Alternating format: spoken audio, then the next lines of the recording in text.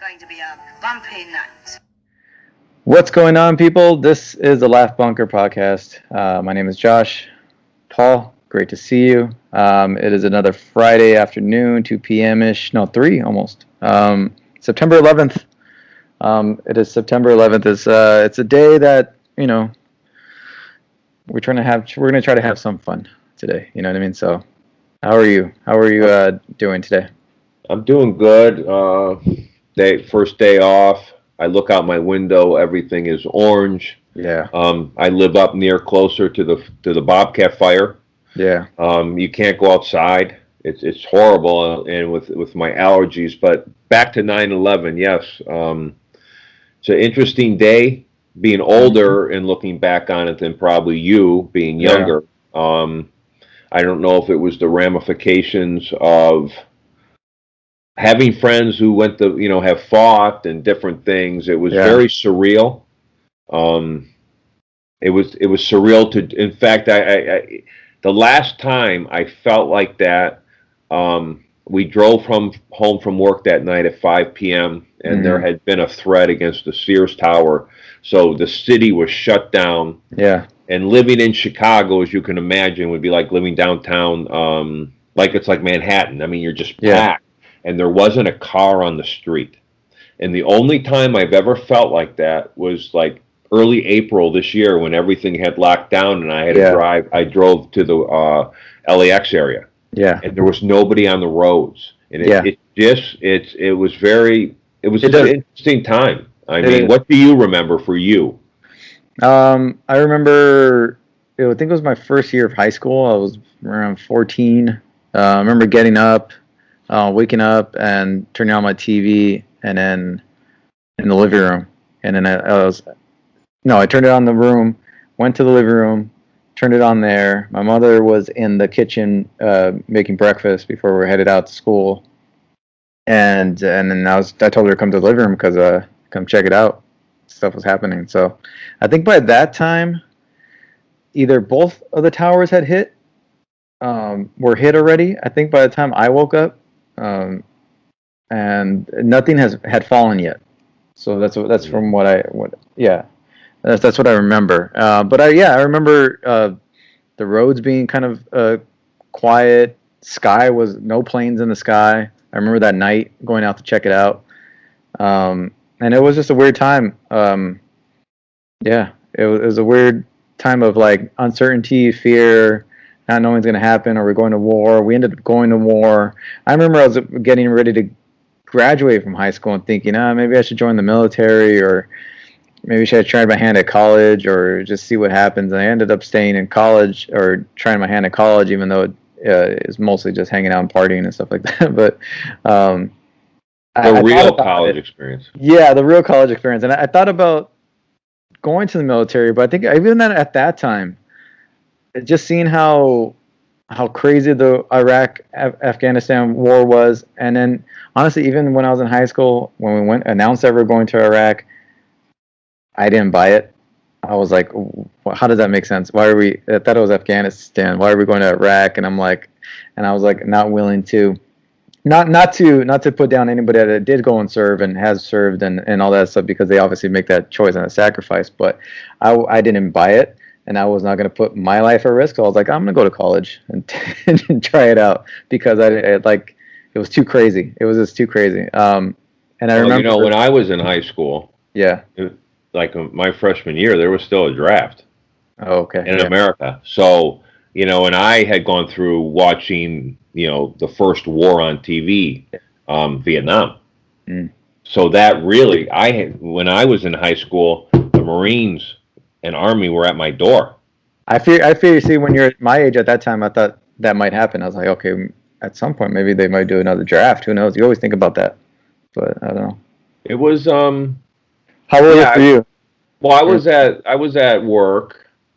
And so I'm in Chicago, so I'm 2 hours later than you here. So I was at work at 6:30 in the morning, which was 7 or 8 times. So we always had the TV on, and this was a building supply company, very large, 4 or 5 or 6 locations. Yeah. And my job was just doing what I just talk. I just did sales and had fun and whatever. And I saw the first one hit, and I didn't see it, but I walked in and I looked in because everyone called everybody in. So, what the hell, whatever. And in fact, there was a TV in the showroom. Yeah. And they turned it on for like on Saturdays for college football games if people were coming in, or baseball, just to entertain them with coffee if it took to get the order or whatever. Yeah. And everyone looked at it and I thought, wow, that is just crazy. But then, you know, B-25 did hit the Empire State Building in the late 30s. Now, B-25 was only a single engine or double engine bomber, but still. But then obviously when the second one hit, you know, I had to go, whoa, and you know, my mind just went. You know, even at that time, my friends were all cops, you know, or military, even in Chicago a lot, and so my brain always goes right to it. And I'm well read with history, and so I picked it up. Didn't know the entity that caused it, and then the other things like the plane 93, the United. Well, of course, which by the way is a great movie. Yeah, it was a good movie. Yeah. That you know, then we knew the Pentagon, and people said, oh, well, it didn't happen. Well, whether it happened or not, whoever put the hoax on killed over 3,000 people, or and more medically, and because of a lot of people got cancer from the area, and I was just watching a documentary about it right now. Breathing all the smoke and the just dust like, and the like you know, it was horrible. Yeah. And you know what? The only positive of that was that we saw great heroes, but also we saw a country that came together. Yeah. I mean, I didn't, you know, I'm not that old for World War II or other major events, but it was something that everybody here was like, hey, this is against us. Yeah. And I don't think we're ever going to be us again. In fact, I know we won't be. And it was really interesting because you talked about not buying the Iraq thing, and everything is a show.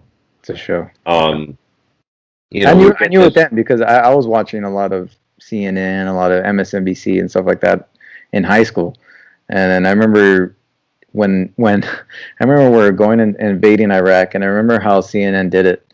They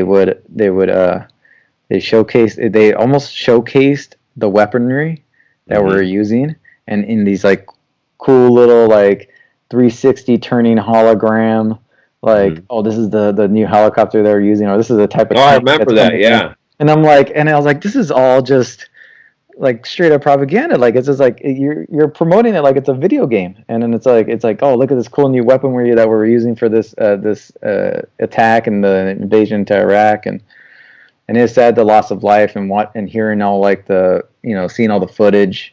And throughout the years, going through some of the footage and seeing all these different, there's different camera angles that everybody had that just pop up here and there, and documentaries and audio phone calls of people that were in the building while it was happening and listening to those. Those are some crazy, haunting phone calls that are often played in some of these documentaries. But there's. Now imagine if that attack would have happened an hour and a half later. Yeah. They said the amount of casualty. I mean, there's nobody. This is early morning. This is early morning. But imagine at 9 or work. Yeah, exactly. Yeah. I mean, it's something that it was interesting because in so what were you gonna say about me saying not buying it? So I worked. I know someone who did the road. Okay. I know someone who was on the beach as a Navy SEAL. Okay. And took the road up to just north of Baghdad, and or knew people that went up, and that road they said it was bodies. Yeah. For hundreds of miles. I mean, the casualty rate maybe over 100,000 we killed of Iraqi soldiers on that bomb. Are you talking about that famous road? Yep. Where yeah. I think there's it doesn't Jake Gyllenhaal and them go up the road, same road, right? It's called. What's it called? They named that highway. What is it? It's not the Baghdad highway. I don't know what it's called. They named it like some like highway hell, something like that. But it was a bombed on, and there were like there's civilians on there. But there's a scene in Jarhead. You know, there was more ordnance dropped in Iraq Yeah. than in all of Vietnam War. Yeah. And more bombs were dropped in Cambodia and Vietnam than all of World War II. Mm. Now, It's crazy. I mean, now when you think So about crazy, that, I mean, we're just like, Yeah. just, but yeah, some of this footage from Vietnam are well, like it's this is heartbreaking. what bothered me about the Iraq thing. Okay. I mean, this Saddam Hussein guy, so we build him up when he's fighting Iran. Yeah. So, because we're making business, just like we did business with, who's the guy, the cocaine guy down in Escobar. no, not Escobar, Noriega. Noriega. It was just that he's our. I mean, Bush Senior. So there's a. He's Oh at yeah, his yeah. house, you know what I mean? So You build them up and then exactly. Yeah. So, but this Saddam, this guy has Hussein. I mean, he gassed hundreds of thousands of children and families. Definitely an evil guy, and definitely and somebody who funded terrorism. But why do we go all that way and not get rid of him? You wasted all these lives to not make a change. Yeah. Because you pulled out because of publicity. Yeah. Because pictures were going to get released from that famous highway. Yeah. So because of that, it says, but this guy who I knew when I worked at the Park Wellington, he was on one of the first SEALs on the beach. Mm-hmm. But he did some sort of computer work, but he worked out at Gold's Gym. He had a 565 bench. Wow. 565. I'm gonna send you. During that time, that was when we were trying to do the cookie business, and so I have pictures. He did advertising for me with the shirt, and I'll send you pictures of him. Okay. But he had like an 800 or 900 pound squat. I mean, this guy was just like he was the nicest guy too. But anyway, he did share a lot of him. We became after I lifted with him. Also, would go down the bench. So because of that. He let some things in, and everything is not what it seems. Yeah. And as you get older, when you get to my age, 58, and once you've seen what Hollywood money does, then you become very cynical and suspect. Yeah. But the positive of 9/11 was that we are a strong country, and no matter what the turmoil is in this country right now, make no mistake. If we were attacked, we're all coming together because we care. There's still great people here, so you can't get into it. But 9/11, I went to Nepal in 2002, and this is 5 months after 9/11, whatever. Not even that. I left on January 8th or something. Yeah. So went in there, and I was at I think I was either in Singapore or Taiwan. I can't remember where, but I was having coffee on a layover, and this Australian pilot came over, and it wasn't Qantas because he was flying medical supplies in somewhere in Africa or something. But anyway, he came up to me and he asked me if he could sit down. And everyone, you can't understand half anybody over there. The accent's so thick. So he sits down, and so when I replied, he said, "Wow, you're an American." I said, "Yeah, why? What's the deal?" He goes, "Well, we're not seeing a lot of you people flying lately." Yeah. From 9/11. And then he made a comment. He said, "Listen, you make no mistake. 9/11 is changing the world forever." Oh yeah. And he said, you were there. You lived in America. You didn't understand it. He goes, "For the rest of us in Australia, we're like, if America's getting bombed, we're screwed." You know what I mean? It was a wake-up call all the way around, and it's a fact that it has changed. But then it seems we who lived by it, I'm sure, you look at all the great wars, and afterwards, bad things seem to just go in the past. They do.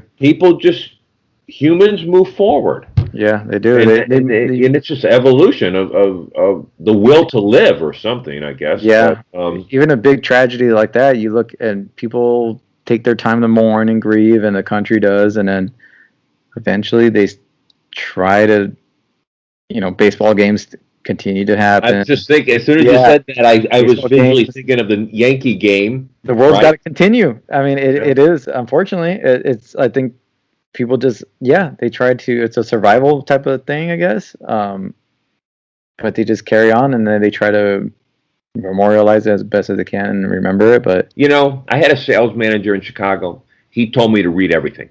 He says, if you want to sell anything, it's not about the product, it's about bullshitting. Yeah. And he said at that time there was no digital age. So you got up in the morning, you got the Chicago Sun-Times, the Tribune, the Wall Street Journal, and I used to get USA Today because that's kind of like a cable paper back then. It kind of gave you, and we would read that every day. Well, even today, if you get all your news sources from one thing, you're not being smart. No. Because you have to decipher everything. And it's even worse now because there's so many outlets now. Well, and people people are not, hey, you're not going to learn about what's going on in the world on Facebook. It's not going to happen. It's not going to happen. But if you read, and I try to stay away, I don't watch news. Yeah, do not watch it. I don't watch it anymore. I read, and I don't even look at like CNN or Fox. I'm not looking even at cable networks on the internet. Mm-hmm. I look at the New York Times, the Washington Post, L.A. Times. Yeah. I'm looking at ESPN, Hollywood Reporter, Variety. And then I look at this Breitbart, Drudge, Fox, and if you put it all together, and you see a thread that's somewhat on the same line, then you can pretty much say, okay, there's something here. But if one has it and something doesn't, then something's being hidden. Something's off. Not right. And the truth is, that's why I watch movies. I just disappear and I don't care. Because you know what? When I watch a movie, it doesn't matter what's going on outside. Yeah. Yeah. So what have you been watching? What have you been watching lately? Well,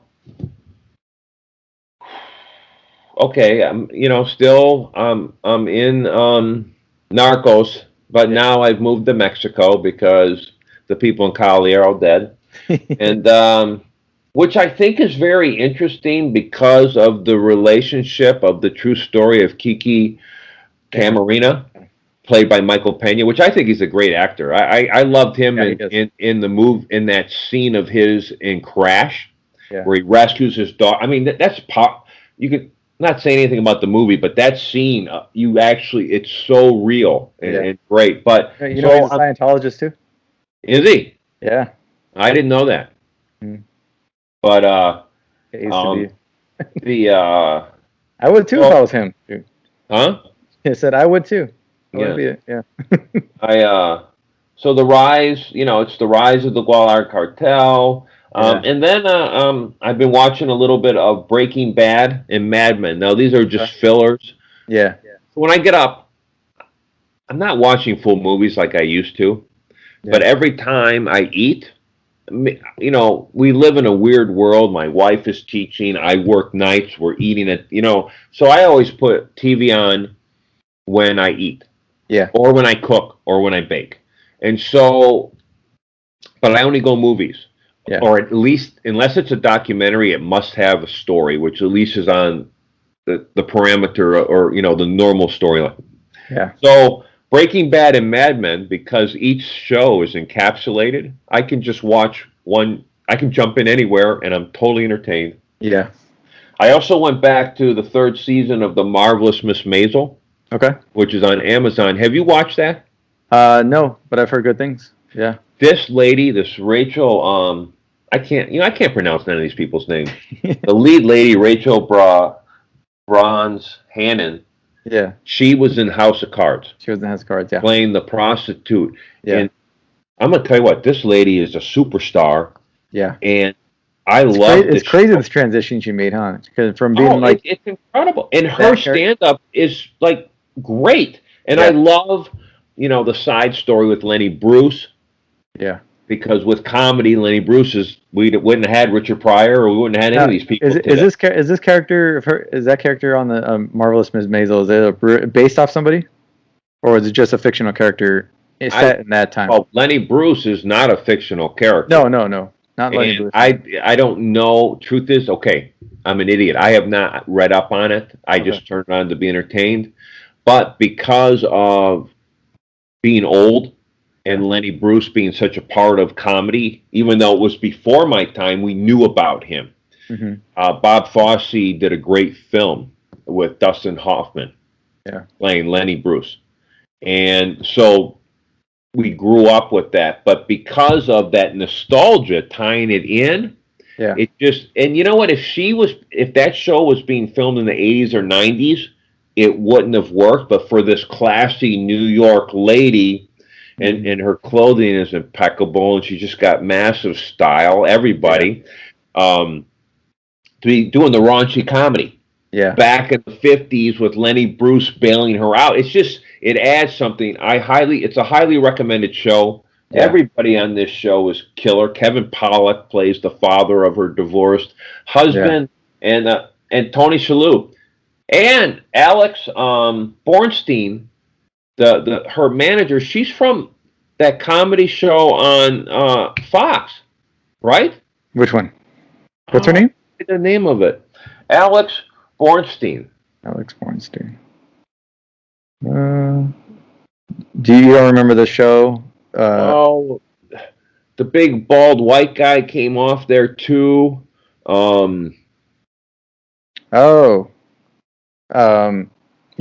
What's it called? Mad TV. Mad TV. Yeah. So I remember her. Because she played she played the little Asian girl, Miss Swan. Yeah, I don't know if that's going today. But anyway, I knew Bobby Lee. That was a great show. It was a great show. Yeah, it's a great show, and I remember it was on around the height of In Living Color. Of In Living Color and SNL. SNL was still a big juggernaut. Well, SNL's here.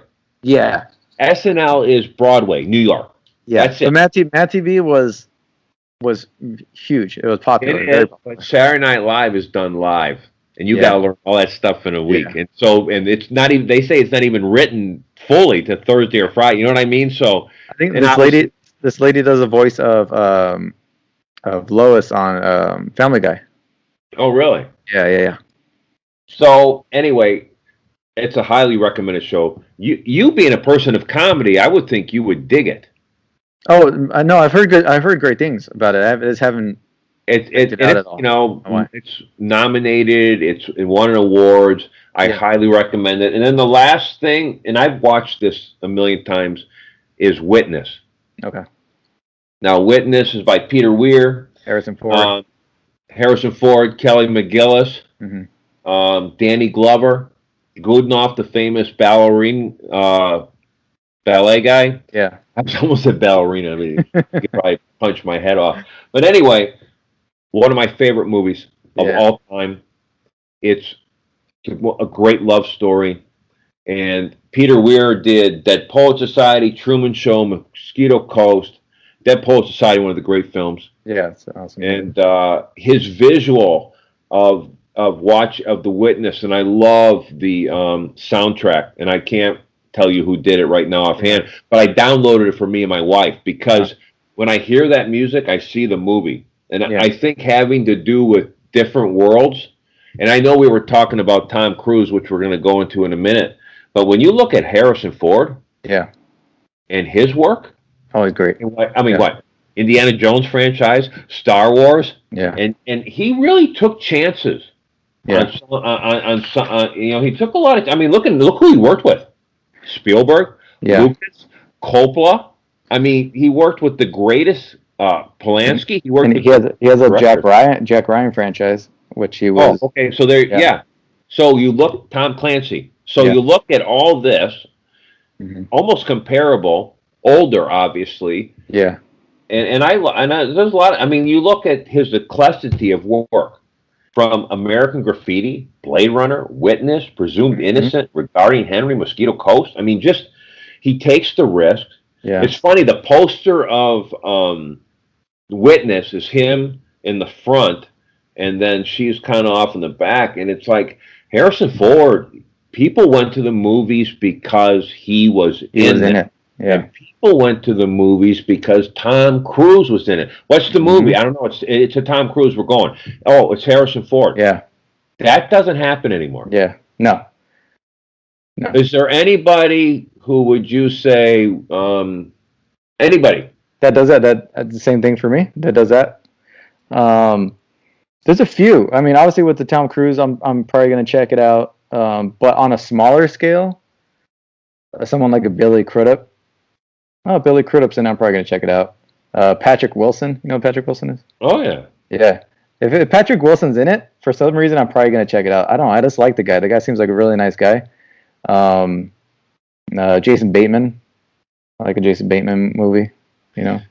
He seems like a snot. I think who we see in every one of his roles is who that guy really is. I think so Would too. you say? Like, I mean, he acts okay. A lot of actors are like that. Yeah. A lot of great actors are like that. But they respond correctly to whatever they're given. So in other words, right? So in other words, even though they're dicks or snarky or whatever, it's real to them.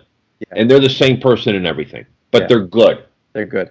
I like that, I like Ozarks with him. Yeah. And it's totally off his character, but every once in a while there's that he does that look where you know he made a comment or he's thinking of what he really wants to say instead of the line because he's obviously very talented and quick. So I understand. It's on a smaller scale. Those are the type of guys, actors that I like. What I mean is, let me change that question. Not that you would go to see it. Like Joaquin Phoenix, I'm going to see it. I was talking about the Joker last night. Yeah. And I know we're not talking about the Joker, but I was telling a guy at work had not seen it. Are you talking about something that like takes me to the theater to go and because of Joaquin Phoenix, because of his acting, is someone that I would go see, especially when you put Oscar after their name. But the question, I guess, should have been, are there people, I mean, you put Harrison Ford back, and I'm not talking about as he got older, but there was, 10, 15 years there where you put his picture up, it made money. It didn't matter. It didn't even matter the movie. Yeah. And Tom Cruise, too, but then you look at the way that their careers went. Now, Harrison Ford's from Chicago. He's a carpenter. Mm-hmm. He's from Rogers Park, which is like 5 miles north of where we live, right on the lake, Lake Michigan, north, between Evanston and the north side of Chicago is where he lived. And his second wife was Melissa Matheson. She was the producer, writer, worker with Spielberg. Yeah. So you know what I'm saying? She wrote E.T. Yeah. Okay. Pretty much, you write E.T. Yeah. You're on board. You're on board. And her first job was the assistant on The Godfather for Coppola. Now, it wasn't Harrison. Remember, Harrison Ford is in Apocalypse Now afterwards. I'm just saying, and I'm not saying anything, but if you are putting the cards down, you wonder. And then on a side note, how old do you think Drew Barrymore is? If we're talking about Drew Barrymore, how old do you think she is? Since we're talking about E.T. real quick. 49. She's 45. Okay. Yeah. I wanted to go high because when you set up the question already, the parameters of my mind went, I got to beat this. So yeah. I said that 50 would be a little too old. That surprised me a little bit, but not really when I think about it. Because like when E.T. came out, I was young and super young, but she was also very young too. And I'm thinking, is she really only 10 years older than me? And she is. It's crazy. I remember I had just seen the movie again, and you were in the office, and so was Tamika. Yeah. We were talking about E.T., and it's interesting. And I keep going back to this, how movies and music are very similar in the emotional way they move us. Yeah. But I saw E.T., and I haven't seen E.T. in... Well, I saw it once at the theater because I was older when it came out. I saw it recently too. It's a weird. I felt exactly the same. Yeah, me too. When his heart starts beating in the machine, and the flower comes back to life. Yeah. I mean, I felt exactly the same, and that's what a great movie is. Yeah, and there's a lot of weird sounds and textures in that movie, especially with E.T. when you just look at him, very leathery and then. I remember one of the scenes that smelled. He looks like he's deodorant in space. He looks. What like about going to the bathroom? He lived in that room for how many days? Yeah, I know. I know. Remember, he was eating shit. Yeah, and I wonder what his turds look like. You know what I mean? Were they little green turds? Well, that's why the plant died. Yeah.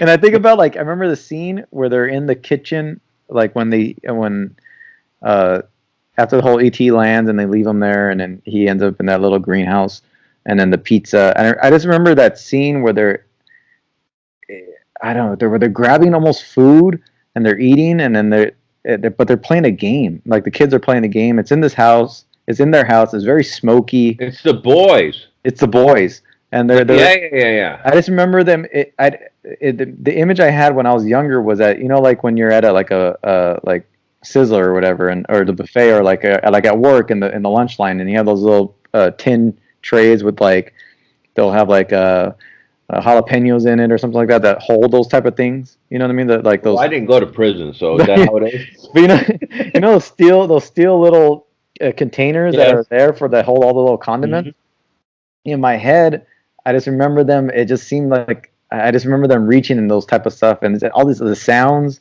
and the textures, and it was like a weird image, and almost grossed me out a little bit. But then I look back, and they're just really they're playing a board game, and then they have this pizza, and then I kind of orangish lit. It's late at night, right? It's late at night. It's orangish lit. It's very smoky in there. Yeah, it's weird. It's a weird kind of scene. What happened to the older brother? That's a good question. I don't remember what happened to him. Because that lady, the mom, was great in it. Yeah, she had a good run from the 80s and all that. Yeah, she was in a lot of Drew Barrymore, going back to her, she had a run there for a while, and she comes from they're like the Barrymores go back to silent film. John Barrymore, directors and actors, just phenomenal talent. And she seemed to turn out to be she kind of just was a nice person. Nice person, yeah. When you think of her, you don't think of Hollywood, but you just think of, I think of her as E.T. Yeah. I think of her as Charlie's Angels, but she's had a long, consistent career. You think of her she was great in E.T. Yeah, you think of her childhood, and then you think of her in the 90s when she was kind of like a sex symbol almost, and she came out in a lot of movies, and then late 2000 or the 2000s when she was in the Charlie's Angels, and then the romantic comedies that she was in. She's done a lot of stuff. She's been in a lot of. It's interesting how actors just actors get blackballed. Yeah. But it's interesting how some you must just get sick of it. I mean, even just doing background or small little films. Yeah. I mean, you're there forever, and it's interesting. You really see how these actors, they don't get the great roles till they get older, because you don't get great in anything perfectly. Yeah. And then they have the span, but they age so fast. Yeah, because of, just 12 hours a day and the stress. Mm-hmm. And think of or if you're a person like a method actor like Daniel Day-Lewis or De Niro, yeah. If you're an asshole for 3 months. You don't leave that role, and you leave it, and you're just drained. You know what I mean? Or these people that lose massive weight or put weight in, or and especially as they get older and they lose weight, a lot of weight. They even look older, because they lose all the fat that's keeping the youth in them. So, but that's why they get the shot. So that's why Jack Nicholson maintains his weight the way he's at right now, because he looks very similar. Imagine if he lost a lot of weight. I saw a picture of him the other day. He's always been fairly healthy. I wouldn't call him fat, but his hair has looked the same for 50 years. Yeah. Like Gene Hackman's hair. Like, how does it not change?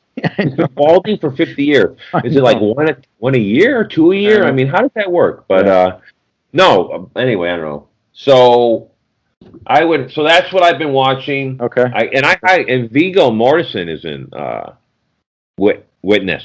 Oh, as a beginning actor. Okay. Yeah, he works with and he was.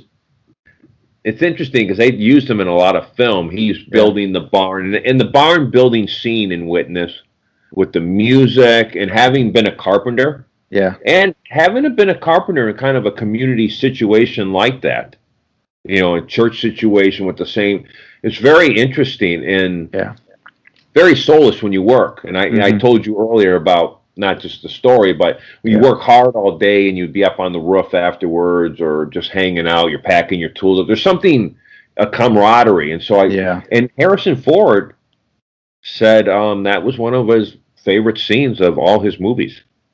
Was oh, that's cool. The barn raising scene, because he was a carpenter. In fact, side note on Harrison Ford. Yeah. When he came to Hollywood, he got jobs being a carpenter, and he built. Lucas wanted to hire him for American Graffiti at a whatever the pay was, and Harrison Ford said, "Man, you got to pay me more, man. I'm making more money banging the hammer over here, man." So anyway, it's kind of interesting that's my movie. Yeah. What have you, I went on forever. So what have you been watching? In terms of TV series, I finished Euphoria. I liked it. It's pretty good. Very, very dark. Very. It deals with a lot of issues, a lot of crazy like drug and sex and just backstabbing and all that stuff. It's like very, very trippy. The way it's shot, it was really kind of like your last job. yeah. I recommend it. It's you don't have to be of an age to enjoy it, but it was a pretty good series. A lot of good actors on there. And then, are you going to watch it? Is it over, or do we have a next season of this? I think they're probably going to put on the next season. Are you going to watch it then? Yeah. You are inspired enough to move on. Well, that says enough. Yeah. I'm interested to keep on going. I like Zendaya. Did the last show have a cliffhanger? Sort of. Yeah, it did. Okay. It did. So then okay. And then that lead is Zendaya, who I like her, and I just watched the trailer for Dune that came out. And have you seen the trailer? Okay, it's funny because my wife we lived and suffered through the first Dune movie. Yeah. Okay. Yeah, I've only gone through like 30 minutes. It took a lot of years of therapy to recover from that. So my wife the other day goes, "Hey, I'm really excited about Dune, the new Dune." But see, so I'm thinking old, and I'm like, but she said the lead is Timothy Chalamet. Yeah. Now we were talking a minute ago about actors having to do their work. Some people start out pretty damn good, and that guy, this kid, is yes. In fact, he was in that movie that my wife was in with Lady Bird. Yeah. Mm-hmm. So, but I also just watched a movie, part of it, and I can't tell you the name. It's the drug movie where he's the addict. His dad is Steve Carell. There was there was some talk of. It was. No, I remember the movie. Does it have a name attached to the movie, like the in the title? Something about something like that. I can see the poster of it in my head. Yeah, they're sitting down next to each other. Yeah, but the kid has it, and think how great this kid's going to be in 20 years. Oh yeah, he's already great then. That's what I mean, exactly. So when you start, Edward Norton was like that too when he started as a young and moved up, and he seemed to really be able to carry the role and just whatever. So anyway, I sent you a link of the trailer. I thought the trailer was really cool. And Zendaya's in it, you said? She's in it. Yeah. So again, I like her. I think she's a talented actress. I think she's in a, she's young, but I think she's got a lot of talent to her.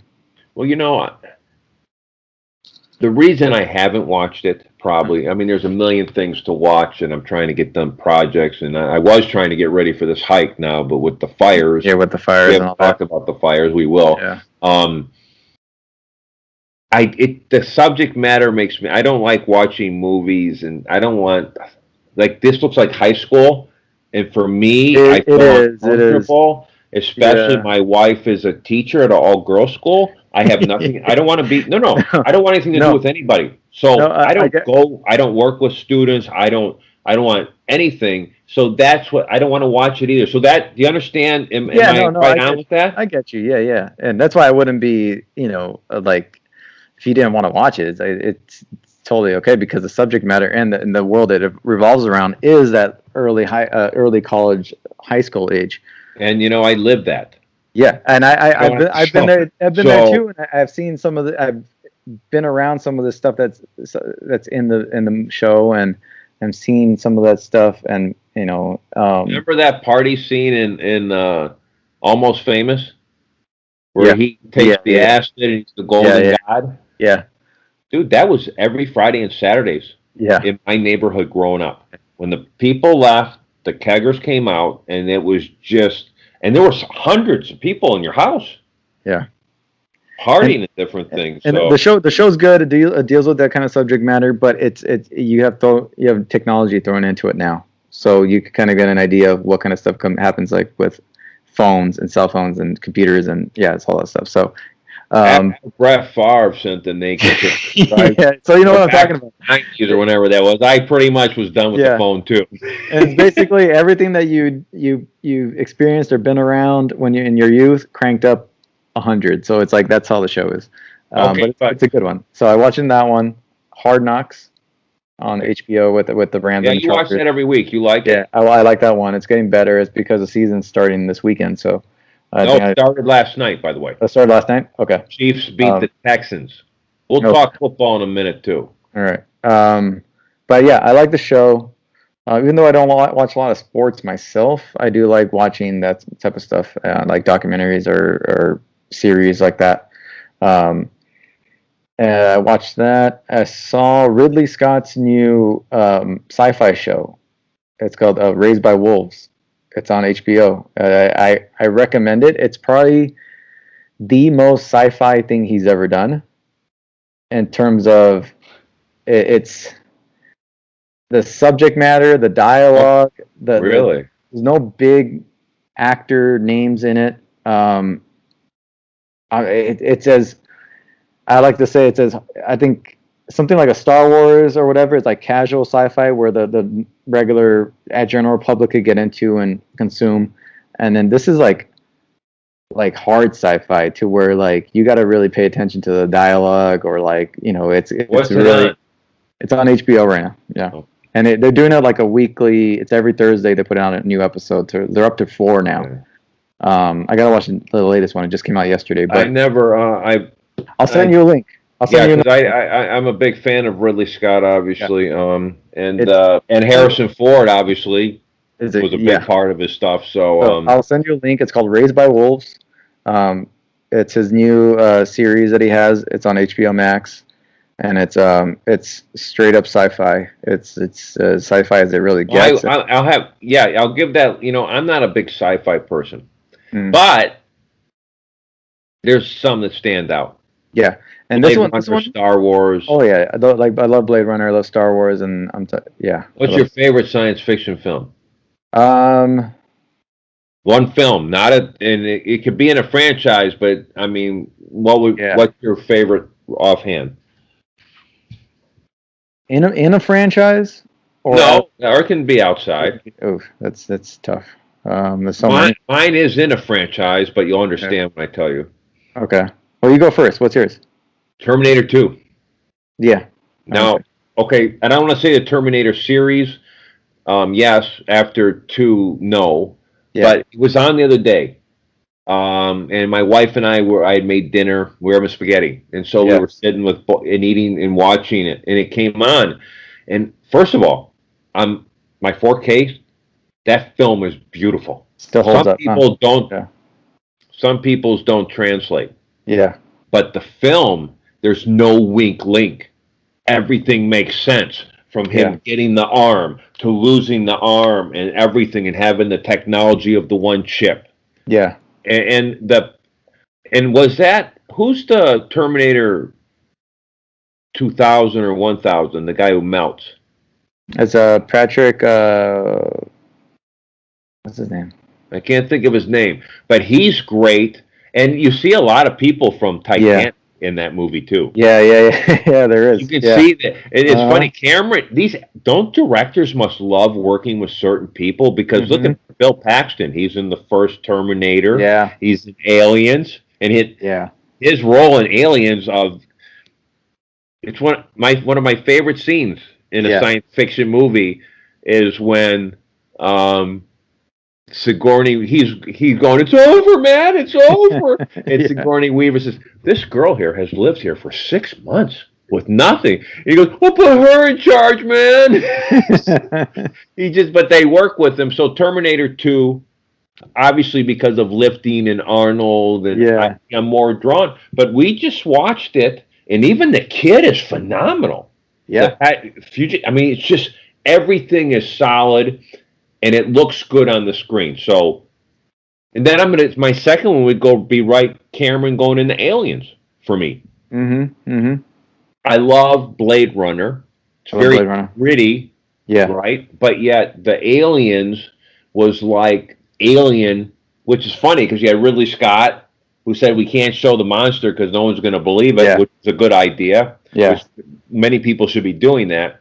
So anyway, that's mine. I'm gonna go with my favorite science fiction writer director personally is going to be James Cameron, and even going to Avatar. Love that. If I was gonna pick something out of a franchise that was always one of my favorites, is probably Fifth Element with Bruce Willis, Mila Jovovich, Gary Oldman. And it looks. I love Gary Oldman. He is the greatest side character, isn't he?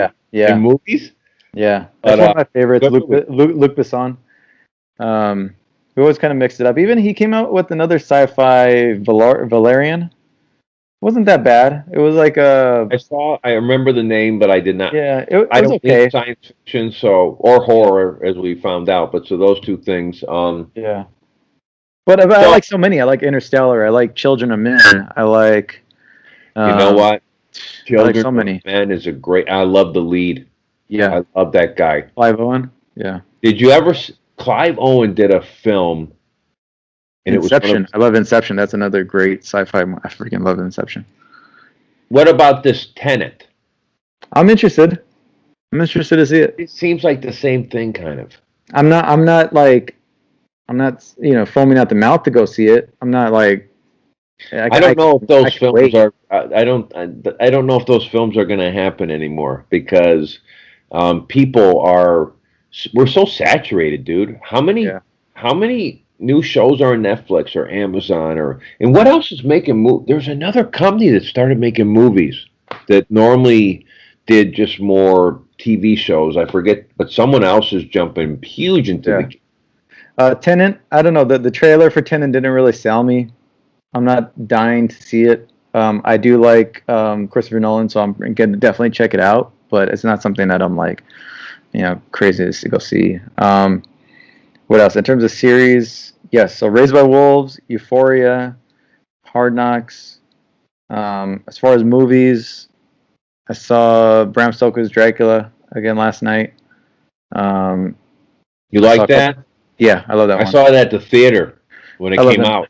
I love that movie. It's just I like the feel of it. It's very like I don't know. It's gothic. It's like it's really cool. Really like I don't know. I just really like it. A great cast. It looks good on HD TV. It looks good. Yeah, it looks good on HD TV. And it's Coppola. So and it's Coppola.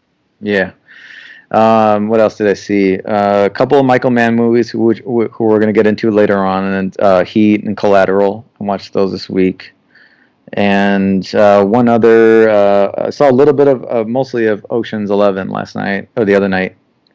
Do you ever see the original? No. With the Brat Pack, worth watching. Yeah. I like that. Truth is, I liked Ocean's 11. And I loved the different characters. I thought it was really good. The second, third, whatever. But no, it was a great remake of a great film. So it was, and though that is who. Whenever I see George Clooney being funny and this kind of, when he's serious funny, I think that's his role. I think he fits right into that perfectly. Yeah. And Andy Garcia is a great hothead. Yeah. But as far as I think that's it for the most part. There's probably one other, but as far as I can remember, that's about it. Yeah. No, I try to remember what I watch. Yeah. But because I sit down for 30 minutes, an hour, or whatever, and I watch a lot of the same things just because people listen to the same music. But we have to jump 1, 2. Okay. So we live in California. Yeah. And the fires are everywhere. Yeah. And I know you read it in the news. I live up pretty, I don't know, probably 8 miles from the Bobcat fire, and you can't go outside. Yeah. And it's the most bizarre to go from hundreds degree heat. And Yep. the record was what, 120, 121 in Woodland Hills. Yeah. It was 114 in Pasadena. Wow. And and now with the fires, every forest is closed up, so our whole Yeah. hiking, It's been put on hold, huh? we don't even know what's going to happen. You had some hiking trips planned for this past Tuesday, Wednesday. Yeah, we were going to go up to Baldy at Yeah. midnight because we wanted to be on the summit Yeah. for the sunrise about 6 in the morning, and we were all prepped. I was checking the news. I laid down to take a nap. Yeah. Got up about 10:30, 11. Had a big cup of coffee. Moses was going to come pick me up, and I looked on the news, and everything was closed. Oh. Of course, the bummer was I just drinking a big cup of coffee at 11 o'clock at night, and I was all psyched to go and whatever. Yeah. But yeah, we had planned and gotten permits to climb Mount Wilmington, which we've talked about in the past. But now I don't know. What is it? The 11th today, right? So it's September 11th, and they said that this was going to be closed. The Angeles National Forest was going to be closed only until the 14th. With this fire roaring, and it's spreading toward Mount Wilson and heading up toward Baldy. Yeah. And it's because the slopes are so steep. They've only contained it 6%, or that was the last I heard. Yeah. So it's crazy. But did you see the picture of Yosemite with the yellow light? No, I haven't seen. I've seen a few photos here and there. They said the air quality in Yosemite is as bad as LA right now. Oh yeah. Yeah. I mean, it's so the whole state. In fact, my friend in Chicago, who he follows the John Muir Trail and all, he did the hike. Yeah. And in fact, he hiked from Washington all the way down to Mount Whitney. Yeah. All those people have to leave. Everyone is leaving the trails. And he read an article, and he said the amount of forest that has been burned in California would be if you took a road 10 miles wide. Okay, so a road 10 miles wide, and if it went from San Francisco to San Diego, that's what's on fire right now. Yeah. Yeah, I mean, it's crazy. They said the smoke's not leaving until Wednesday or Thursday. Of next week? Next week, because then I guess some winds, there's a low coming in, going to push all the smoke into Arizona. Yeah, because there really hasn't been a lot of wind at all, which is kind of good. Thank God, because if those winds, there might not be Monrovia. Yeah. I saw a photograph from the fire department, which is over on Myrtle Avenue. Yeah. And you can see the flames coming down the hill. Yeah.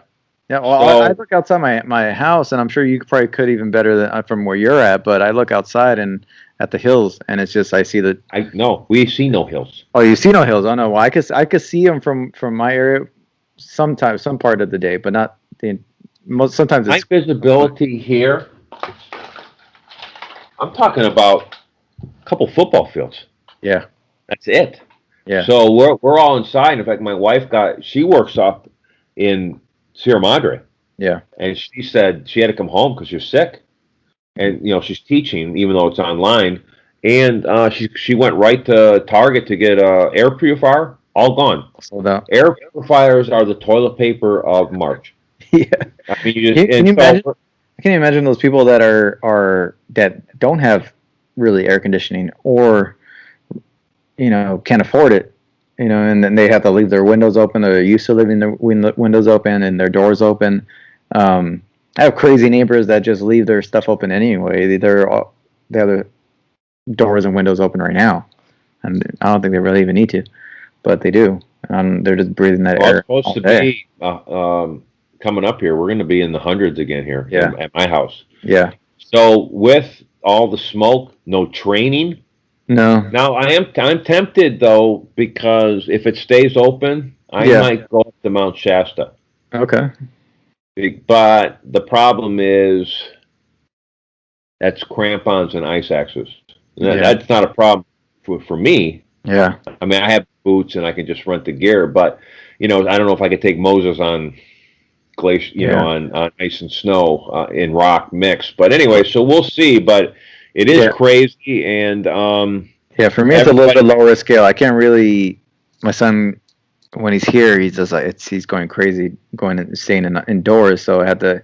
I'll take him out for a little bit, like a trip around the block real quick, and then come back in just to get it out of his system. But Well, how about people with pets? Like our dog normally oh goes to the yeah, park. Yeah, it is a crazy time. We went from pandemic, we have social unrest, and we have the football fires, and fires. Yeah. then we have the beginning of the NFL season. Oh yeah, that's true. Yeah.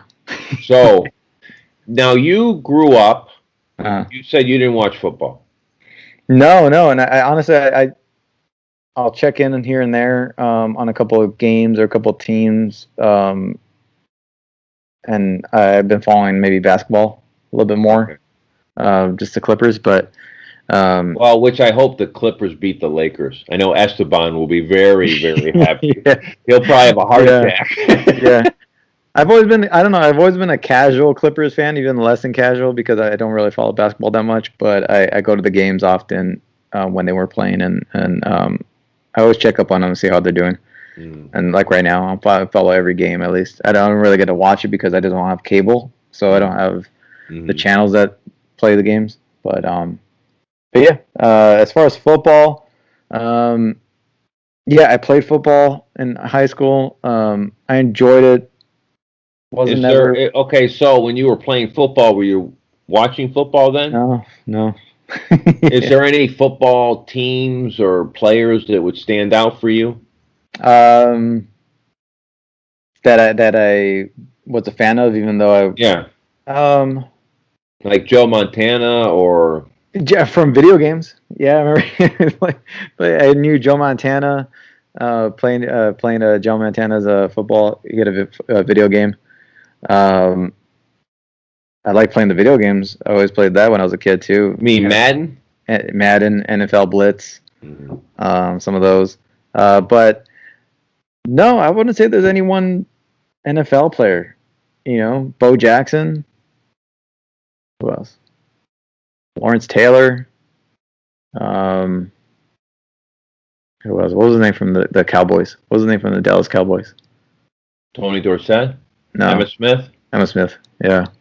What about Barry Sanders? Barry Sanders. Yeah. Who else? Yeah, that's about it, man. Nowadays, I don't know. Was it Baker Mayfield? Right? Odell Beckham.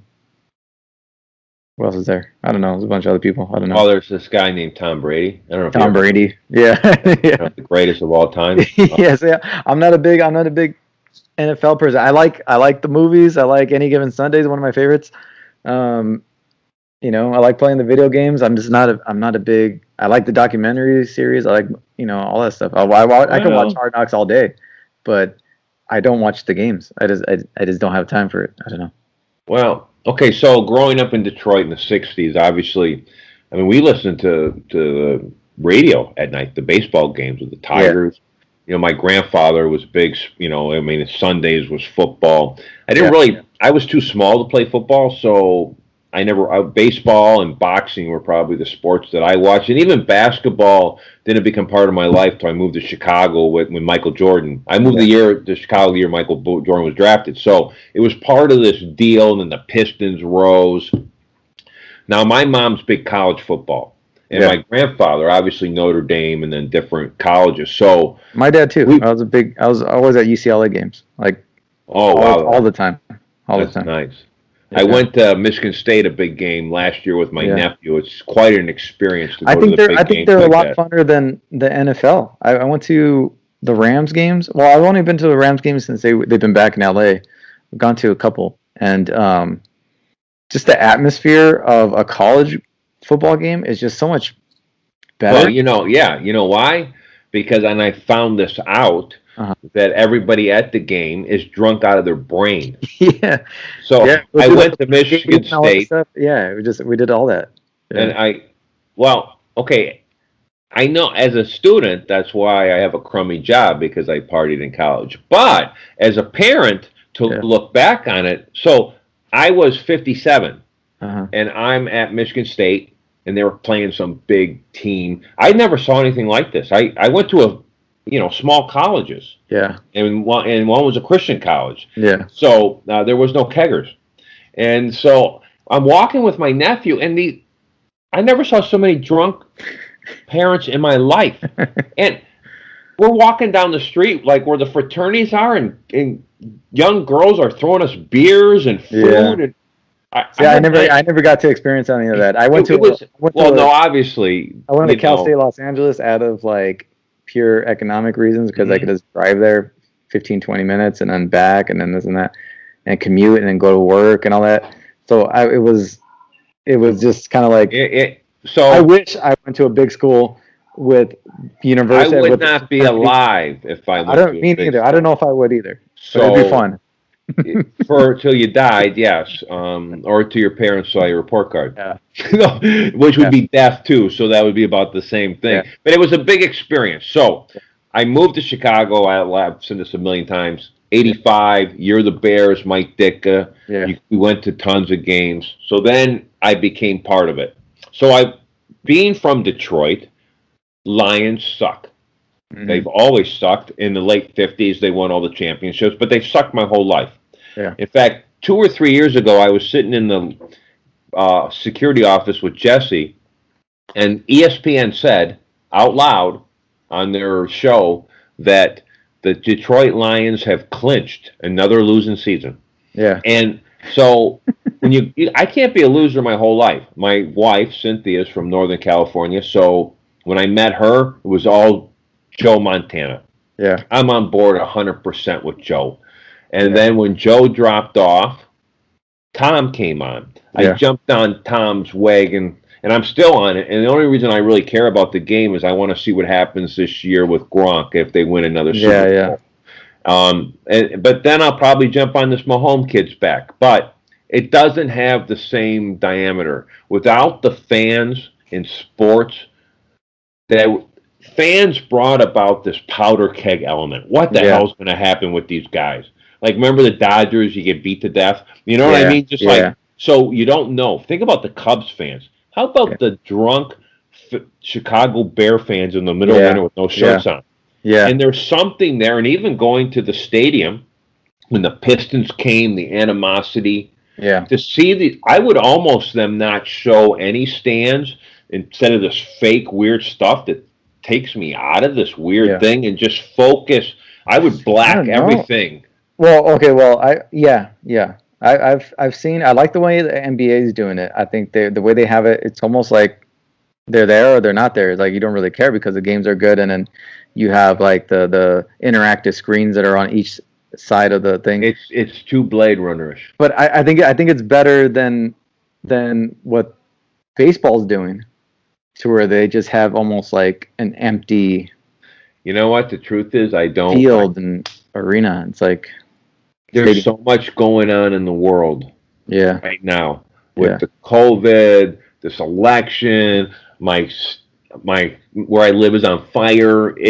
So for me to click in, and because so with basketball or football, we're brought into the preseason. We know the trades, what's going on, and there is none. There is none. So for me to just jump in, like I didn't watch the game Thursday. I mean, for me not to have walked by and watched some of the game is unreal. It's just something that I would not, especially with such a superstar as Mahomes on there. So with what's all going on, I don't, maybe just because I'm getting older, it just doesn't, I'm just not as drawn as I would have been.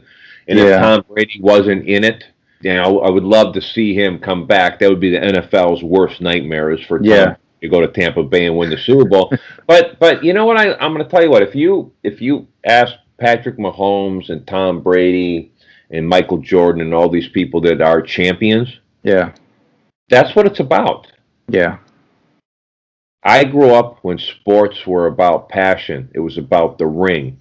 I didn't know what people were making. No one knew what people were making. No one cared. No one cared. No one bought shoes or this or that. Yeah. It wasn't a profession. And it was a little different. And I'm old school, but I don't care what your stats are. If you don't got a ring, and I'm not talking about the arts. You can't. I think the Oscars, and now they're really stupid, but I don't care about them. Yeah. And I'm not sucked into the celebrity. But I grew up when sports were about winning the championship. Mm-hmm. So if I'm going to jump onto someone in the future of the NFL, they're going to want to be winning championships, because if you don't win a championship, and this is a quote of Joe Montana. Joe Montana said, if we didn't win the Super Bowl, we wasted the whole year. Yeah. And I believe that, and I don't care what your stats are. And if you go to the big game and you lose, you're the biggest loser. Yeah. So I'm interested to see if Tom Brady does it, because I'm a fan. I mean, the truth is, and I like that the Gronk came back down there, so I'm interested.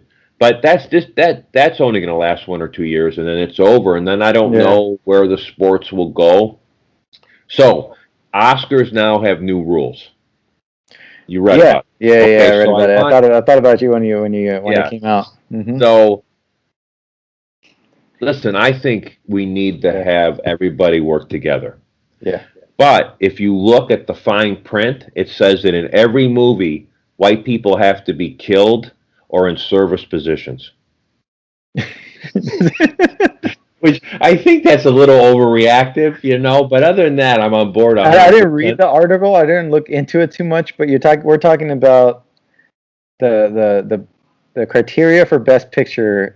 Has to be some inclusivity to it. It's got to include, I don't know what, minority directors or filmmakers, minorities, or minority. Anybody who hasn't been represented, underrepresented entities in Hollywood. That's a good way to put it. It's got to have at least some film in there that represents something. It's elements of the crew, and it's kind of, it's a little confusing, but I think, I don't know, it's hard to say, because when you're talking about a great film, and now obviously I think the Best Picture is just going to win regardless. I don't. Well, no, not after 2024. I don't know. What you don't think it really changed? I don't know if it really changes who the winner is going to be. Well, read the parameters. Okay, does every film or just somebody and some film in the category has got to meet that criteria? No. If you want to be nominated, not win. If you want to be Best Picture, now there's no recommendation about. I didn't read the whole everything, but I don't know. It's not about actors or this, but it is crew members, and so much of the supporting cast has to be represented. And everything. Now that totally changes the story. Now someone put out a list of movies that wouldn't fit these parameters. Now, and these are some of the greatest movies of all time. Oh, so they're changing the fact that any movie in the category that is nominated has to. No, it won't. It won't even be nominated. It can't be in consideration. But in order to be considered, you have to meet, every movie has to meet this criteria, not just overall. Yes. Okay. And some of it is crew members. Some of it is the director. Some of it has to do. It's like if you have A or B, so there's different elements that go back and forth on all the layers. I didn't read it all, but I'm against it. I'm against it too. Because let me tell you, I will always say this: there is art is the heart, and let me tell you what, your story only becomes relational if you're pointing a finger. Yeah. In other words, when you look at the great stories, when we see terms of endearment, it doesn't matter what color these people are or who they are. This is a special relationship of a mom and daughter, and we're dealing with tragic consequences and a final moment of reconciliation. When we saw E.T., we're talking about the plant growing up, that moment there. I think the problem with Hollywood is that there's a lot of nepotism, and that's called money.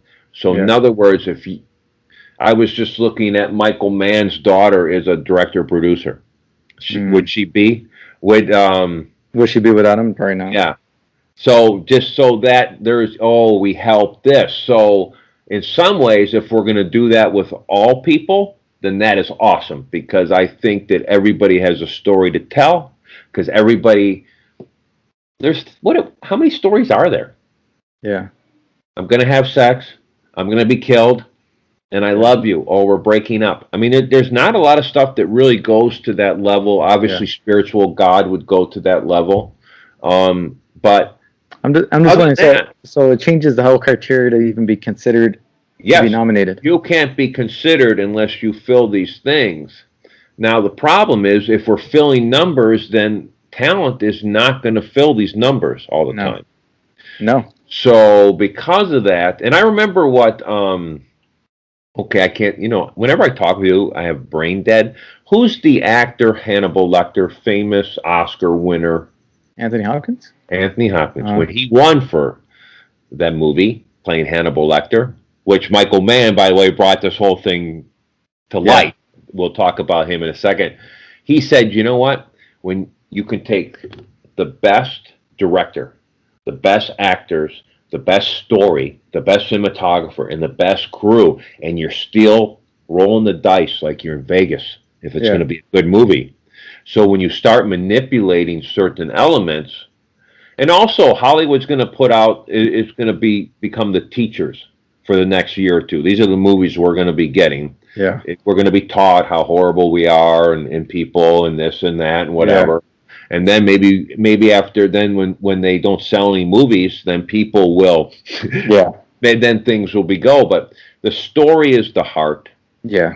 And that's what but the truth is, when Hollywood went to 10 films instead of 5, I'm going to tell you what, the quality of these films really, they became crap. There were films that should have been up there. Yeah. And all the only reason they wanted to do it is because they wanted to add more popular films into the category, get people to watch more and get interest more. But even though the winner never really went to the popular, high-grossing film of the year, it went to, the indie film or whatever. So, but these movies are great. There's great films. Yeah. But yeah, I didn't think it went that far as to change. You have to meet this criteria in order to even be considered in the category. I thought just category overall I had to have certain representation. It's like, all right, whatever. It's just Hollywood's virtue signaling and trying to get some brownie points. What is it all about? What do we always say? About money. Of course. But that's all too. It's like a lot of these shows and movies, and now this whole Oscar thing, the market's going to dictate what sticks around and what doesn't. They said last night that the NFL was the lowest rated game ever on Thursday night. There was also no buzz. Nobody knew what was going on. I didn't know the game was going on till the day before. Yeah. For some reason, I had no clue that it was over. I didn't even know they were playing. I didn't even know they were practicing. I never saw any pictures or anything. There's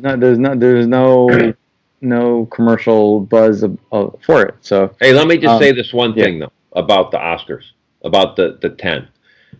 To get a film made in this town is a miracle. Yeah. And if you get an Oscar nomination, and even if it's in the 10, you did good work.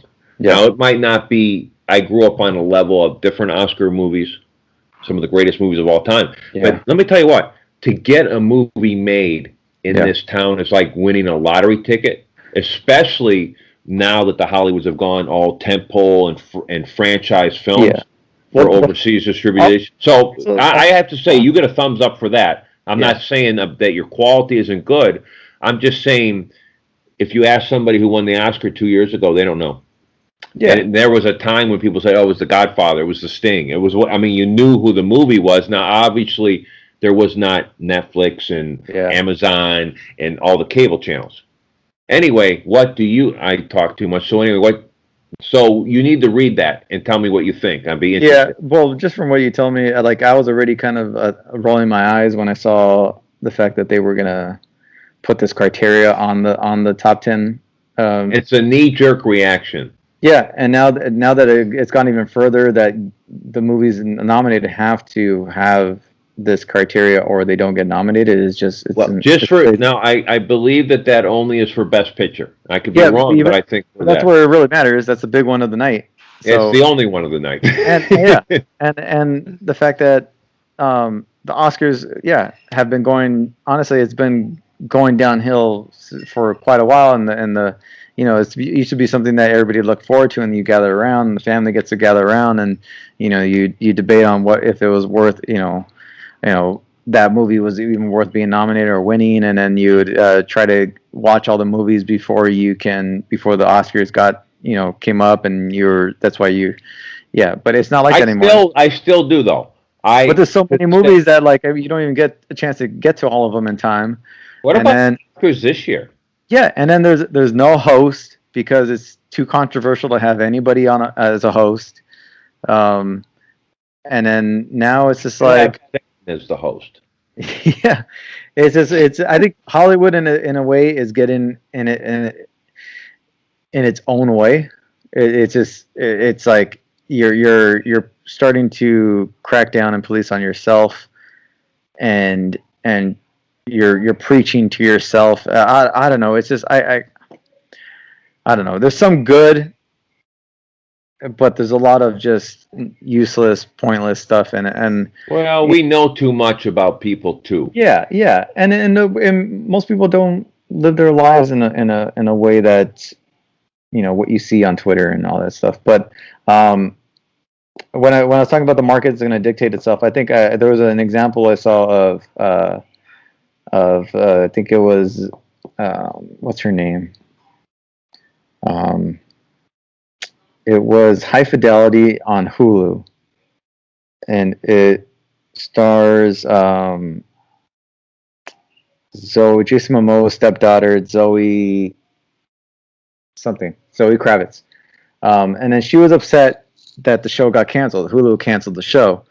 What was the name of the show again? It was based off the movie High Fidelity, the one with John Cusack. With John Cusack and Robbins. Yeah. Okay. Yeah, so she was upset that the show got canceled and that Hulu canceled it after its first season. And complaining that there's not enough diversity and inclusion on these streaming services like Hulu and all these other there's barely any shows that show she's a lead.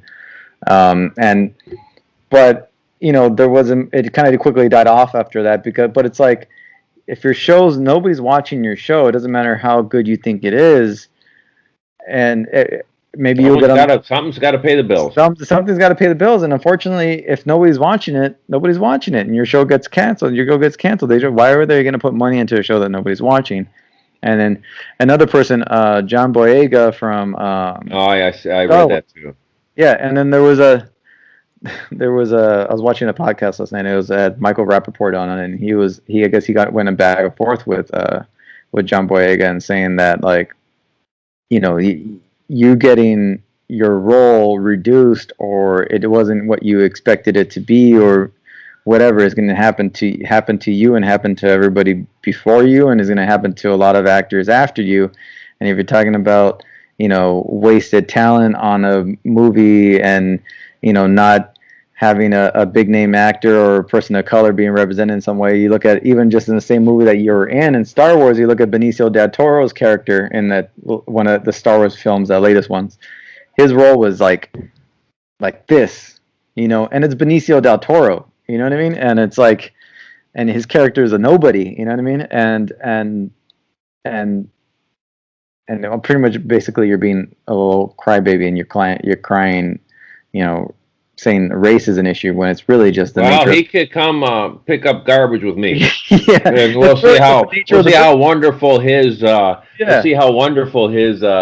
is now. And it's just the nature of the business, I think is there some merit to what he says? Yeah, but in other ways that you haven't. It's just the nature of the business. Everybody goes through that. Some people go through. Star Wars is filled with lizard people, and some people. I think the most ugliest creatures on Earth have been totally represented on Star Wars. And some people will film an entire movie and have lines and have 99% of it cut out. And it's happened. It happened. It didn't happen to him that much. His character was just not what he expected it to be. But you look at a lot of other people. You look at Benicio del Toro in that movie, bigger star than he is, and had Hey, we got a long way to go. Yeah. Obviously in America, but but the truth is, when we're talking about art, art comes from the heart. I say it a million times. Yeah. I don't care. And you know what? It's interesting. You know, the greatest stories, like we were talking earlier with E.T., you know, there's no, you don't know, I mean, what race is E.T.? Yeah. You know what I mean? Because of that, I love the heart, man, and I believe that it's, and I always go back to one of my favorite performances is Denzel Washington when he's in Fences. And we're about the same age in that movie. Yeah. And he's, you know, it's hard. I feel him, and I'm like so connected to what he's thinking. Yeah. I think that's what great art is, and it will bring you back. This stuff went on in the 60s and 70s, and great things come out. Yeah. I mean, look at the art that came out of the French Revolution. Yeah. Look at listen, people's voices have to be heard, but everybody's connected by pain and love. Yeah. And that's what great art is. I think it's a knee-jerk reaction, like you said, but the truth is, you know, that's why we don't judge art, because there is no winner or loser. Yeah. Because if you're sitting in that thing, what reaches you might not reach me, but it's going to reach you exactly the same every time. Yeah. And I think that's what makes it so great. And that's what makes it, I mean, think about the art in the Bible, or just you have to look at how things change. So it is what it is. Will even be discussed in 2024? Who knows? But like we said, if revenue drops out, then people are going to go back. Yeah, I think in the end, I think money dictates what happens, and if the market and the people want it, it will show. I think it will show when the money comes in, you know, or not. You know, it's like my wife was saying the other day, it was so nice to go to a movie and not know anything about anybody. Yeah. And just go on the ride. Yeah. And I think that it's funny, you still see some of the great actors. I don't know. What's Al Pacino doing? I don't know. What's Meryl Streep doing? I don't know where they're doing, where they live, what's going on. And I like that, because the anonymity allows me to escape my own crappy life or whatever I'm doing, whatever. So anyway, I think Rob Lowe was on Rogan's recently, and he was like, "What?" I saw him on a Weight Watcher commercial. And I'm a little concerned about his smoothies.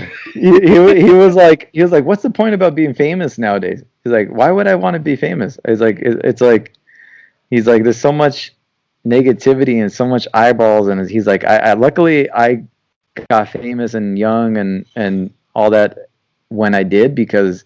Didn't he get infamous for a while? Yeah. And luckily I did some party or whatever. Yeah, he's like, luckily, everything I did happened when I did, because it was just, I couldn't imagine being, famous at that age now. And it's just, he's like, why would anybody want to be famous now? It's like, it's such a headache, It is. It's uncomfortable. But anyway, he's established.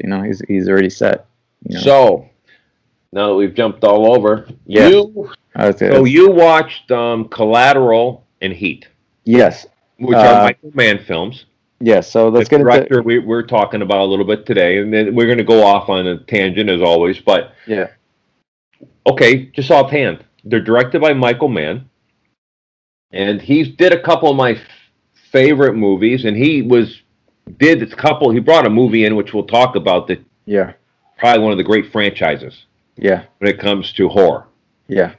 Now, between Heat and Collateral, if you had to pick one, now Heat is with De Niro, Pacino, Heat is with De Niro, Pacino, Sizemore. Yeah. And honestly, that's probably one of my favorite movies of all time. Okay. And Collateral is Jamie Fox. Jamie Foxx, Tom Cruise. And Fox got the Oscar nomination. Didn't he get something for that? For that, I don't know if he did get for that. I don't think so. I think he got a Best Supporting Actor. He got really? Best Actor for Ray. But you know, I was debating with my wife is whether he was even good for that role and who I would have chosen different. Who would you have chosen? Emily Blunt. for as a cab driver? Yeah. I can't imagine she's too pretty to be a cab driver, no? Well, she didn't wear any makeup in Sicario. Yeah. She's still beautiful. But she was a newcomer at that age, at that time, though. But I mean, yeah, this was like... Oh, no, fitting in. Okay, from that era? Yeah, if you go from that era, what actor would you have replaced Jamie Foxx? That's 95. No. I'm talking about a Collateral. He seemed like a New York kind of guy. I can't think of his name offhand. I can't think of other movies. But he. The person I came up with was Forrest Whitaker. Oh, okay. I could picture Forrest Whitaker being in that role as the cab driver. You know, he's kind of down and out kind of guy trying to make his way through the, save money and all that stuff. Has a sick mom, falls, is all crushing on Jada Pinkett, who's a little bit, she's like a high-powered attorney and very pretty, and he's just like a cab driver, and I don't know, and a little bit like, I don't know, it has that meekness to him because Tom Cruise is so intense. That I don't know. Forrest Whitaker came to my mind as someone I would have definitely recast if I was to recast that role, because Jamie Foxx is good in that role, but seems a little out of place for some reason. It's like he's playing, like he's playing a cab driver. I don't know. It doesn't come off too natural. I don't know. Yeah, well, he's kind of like freaked out. Maybe it's his youth, his size. I don't know, because. I don't know. It's just. Well, I mean, my favorites. There, 2 scenes in that film are some of my favorite scenes. Yeah. When the white guys steal the satchel from Jamie Foxx and Tom Cruise confronts them in the alley with the gun. It's like bam, bam, bam, bam. Yeah, shoots him basically from the hip. Shoots him from the hip. Like quick draws. Incredible. Yeah. And then the scene at the jazz club where he's going to kill the jazz guy. Oh yeah, having that conversation beforehand. Yeah. That African American actor, and I don't know his name, but that dude, he rivaled Tom Cruise because his passion, and he looked like a real jazz. He looked like a real jazz guy. Yeah. So those 2 scenes in that movie would be, and I liked Heat. Yeah. But there was something about it that. And I loved, of course, the coffee shop scene. I'm going to do this, I'm going to do what I got to do. I take scores. That's what I do. Yeah. And Pacino goes on the other hand, and he's got the crazy life and the weird wife and the daughter. Yeah. And Natalie Portman, yeah. And Val Kilmer's wife is Ashley Judd. Yeah. And so. Val Kilmer plays a completely different character than he normally does in that movie. Very, very quiet. Well, I mean, look who he's surrounded by. Yeah. I mean, it's quite. And you know who's in that movie? And I love this guy. Is Wes Studi. He's the Indian guy. Oh yeah. But Michael Mann must like him because he put him in Last of the Mohicans. Yeah. That's my favorite Michael Mann movie, personally. Okay. And Daniel Day-Lewis, Daniel Day-Lewis is only the 3rd male actor ever to win 3 Oscars, by the way. And we talked about Jack Nicholson winning 3, so it's the other one. I don't really know who the other guy is. We'll have to look it up. But I like that one. Yeah. And I like movies with love stories. Yeah. I just like that element. Terms of Endearment, Witness, and this, between the British and Daniel the Madeline Stowe and Daniel Day-Lewis, but Wes Studi in that film, every time he's on screen, that's all you care about. Yeah. And that last fight scene on the rock, with Russell, he kills the son. Remember? Yeah. Okay, the guy who plays the father of the Indian who's running, he's Russell Means. Russell Means is the one who started the American Indian movement and was involved in taking over Alcatraz. back in the 70s. Okay. So really, and anyway, I love that movie. Yeah. No, I like Last of the Mohicans. That came out in 1992. The scene I remember most about that is when Daniel Day-Lewis has to his one is, I forgot who the guy is, but they're burning some guy at the stake. Oh, that's the ex fiance of Madeline Stowe, and he allows him to leave. He gives up his life so that they can be together and go. Yeah. So he's burning at the stake, and then I think Daniel Day-Lewis's character shoots him from like a distance, like sniper, like a mercy kill. Yeah, I remember that scene like vividly. I remember it. That's probably one of those scenes out of the movie that I remember the most at a young age. Behind the waterfall, and the young girl kills herself. I mean, I don't that she killed herself, but the visuals of that area, and that's shot up in North Carolina, and northern part, and it's just I've been in hiking up in those hills and stuff. It's just gorgeous. But I would have to say, also, going with Daniel Day-Lewis, he's got 3 Oscars. So he got My Left Foot, Oscar, In the Name of the Father, nominated, Lincoln, Oscar, There Will Be Blood, Oscar, and Gangs of New York, nominated. So those are all great movies. I love them. All and he's the method, so he doesn't leave. He's the one, and he's one of the great actors, and we know nothing about him. And some of his other films, like The Boxer, are really good. Yeah. But Michael Mann, I think what you being a horror guy was that he brought the book Red Dragon to life. And the Red Dragon, his first movie was Manhunter in '86 with William Peterson. It's what introduced us to Hannibal Lecter, who was played by the great Brian Cox in that time. Yeah. But think about what has spawned from that book. And even the Mindhunter show that's on Netflix right now. Netflix, that is a great show. That's a great show. And the young actor was the kid from Hamilton. He played King George, I guess, on stage. Oh, okay. And but what I love, remember how we were talking about opposites a minute ago? Yeah. Like Jamie Foxx and Tom Cruise. I love the other cop in Mindhunter, and I can't an actor, but he's a perfect opposite. It's perfect opposite to the other guy. Odd Couple. Yeah. Like, going back to Walter Matthau, you know what I mean? Yeah, definitely. Jack Lemmon, that kind of thing. So,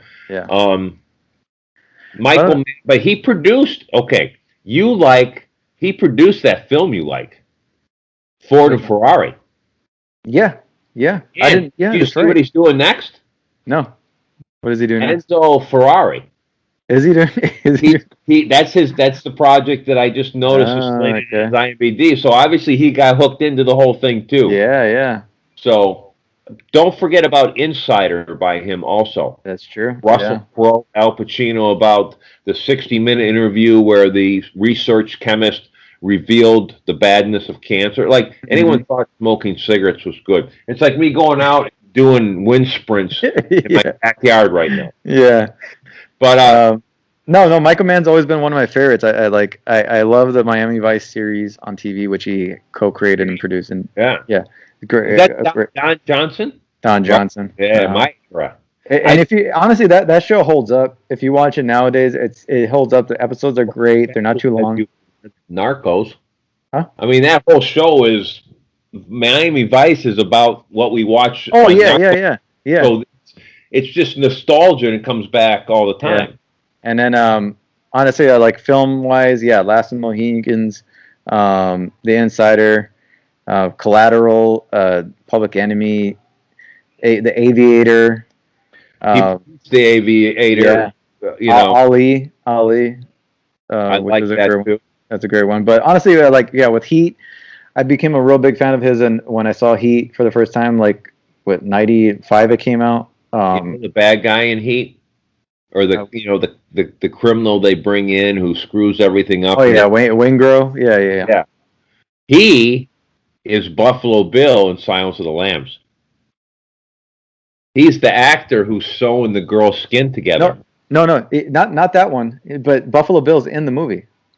Yeah, no, but what I'm saying is that actor from Heat is the actor who plays in Silence of the Lambs. Yeah. There's he's the guy who played Buffalo Bill is He's Al Pacino's one of his detectives, his best friend on the detective force is Buffalo Bill and Heat. No, he's the isn't he? No, he's the guy. No, it's a different actor that plays Wayne Girl. They look very similar because there's with the hair and all that. Yeah, but the guy who plays Buffalo Bill is in Heat. He's just he's one of the lead detectives with Al Pacino. He's like his best friend, and then he gets killed in the shootout in L.A. Or he's like the one guy that gets shot on the team on the force. Yeah, I'm gonna have to. Yeah. He's in the movie though. He's in the movie. So Same guys in the movie, but you're talking about a different role. He plays a detective in Heat, but he's in the same movie. He's in both movies. He's Buffalo Bill and in Heat. Well, I'm gonna believe you. Different actor, yeah. But in both movies, correct? But in both movies, yes. Okay. Yeah. Well, at least I had it right. But the movies is like the you go all the cast of young Natalie Portman. What's your favorite scene in Heat then? My favorite scene is before the coffee shop scene. I love the coffee shop. I mean, in the car.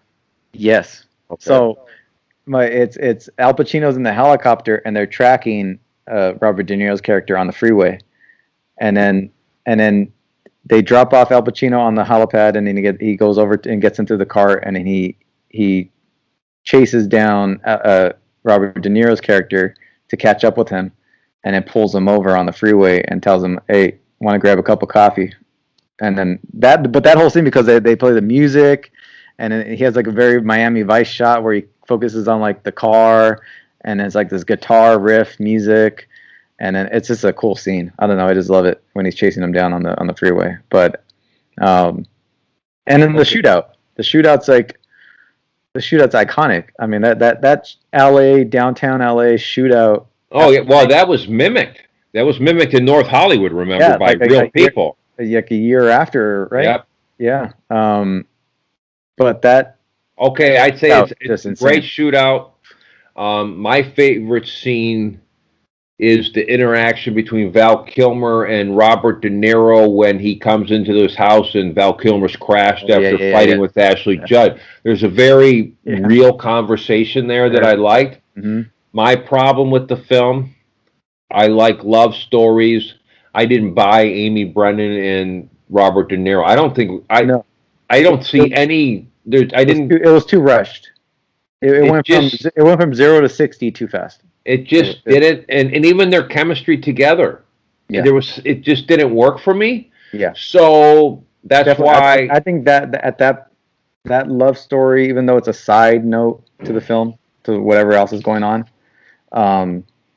is the I don't know, the weak link in the movie is the story, because the movie doesn't give enough setup, and maybe the chemistry is just not there, but they go from 0 to 60, and it's in terms of a relationship, and like you barely know the guy, and you're already kind of, you know what I mean, and you're already kind of going to run off with him, and you already know he's a bank robber and stuff like that. So it didn't. And the truth is, I didn't. He kills Robert De Niro like what off the runway, right? By the airport. By the airport. Yeah. He kills him. He kills him like because after he kills Waingro at the hotel, he chases down Robert De Niro, and he runs into like the nearby LAX where they actually filmed it over at the Marriott, the Hilton. Oh, really? Okay, yeah. I know. Yeah. That makes sense. That where we used to work is where a lot of the film was shot towards the end. I didn't know. Now that I will watch it again. What's it on right now? It's on Amazon, but it's not. I own the movie. I don't really. Oh. You could buy it on Amazon for like $6. Oh no! I mean, I'm going to watch it again. Yeah, it's such a. I think it's on Netflix too, to be honest with you. It was, but they not currently. Yeah, I know Mad Men is on Amazon now. You have to pay for it. Yeah, they took it off. Netflix. Got a better deal. Yeah, it's like expensive to watch Mad Men on there. I think it's but I think it's on the IMDb little sub channel on there. Yeah, it's free. Yeah, with commercials. But if you want to watch it without commercials, then it's pretty expensive per episode. But the commercials aren't that long. I think it's kind of, yeah. But yeah, I don't know. So for me, Heat's top 3. If not, I would put it at my number 1 of all time. I honestly, I just Really? yeah, I love that movie. Number 1 film of all time. Number 1 film of all time. I don't know. I could watch it all day, every day. Like I just love it. The chemistry, the characters, the actors, the action. I don't know. It's to me, it's just it hits all the right notes, and I can watch it anytime. Like if it's on, I'm watching it. Like it's just it's. Well, see, and that just pretty much reiterates what we just said about film hours ago, or how long we've been talking. But the truth is, that's exactly. I feel the same with the movies. That's why. Like it's a perfect length, like of time, runtime. I don't know. Well, and look who you got. I mean, on almost every scene, you got two of the top 5 actors of all time, or whatever. I mean, iconic. I mean, there's not going to be Al Pacino. There's not going to be Robert De Niro again. Those days are gone. Yeah. Because you look at their films, but Michael Mann, he only has 3 Oscar nominations for all his work too. Yeah. Which is kind of low because I think his films really. Have you seen The Insider with Russell Crowe and Al Pacino? I have. Yeah. What do you think of Russell Crowe? I like him. I like Russell Crowe. I love him. Yeah. What's your favorite Russell Crowe movie? Probably Gladiator. Yeah, it's got to be Gladiator. But as far as my name is Gladiator. Yeah. As far as characters, honestly, have you seen Body of Lies with him and DiCaprio? No, wait. No, I haven't. Oh, you got to watch that one. I think it's on Amazon, but I think again that one you have to pay for. But is it the new one? No, it came out like 2008. Didn't he have a movie called Creeper or some movie where he was a traffic maniac? It was. I thought I saw a preview for it. No, but his character on Body of Lies is completely different. He plays like a CIA insider guy that is kind of like the like DiCaprio plays the on the field agent.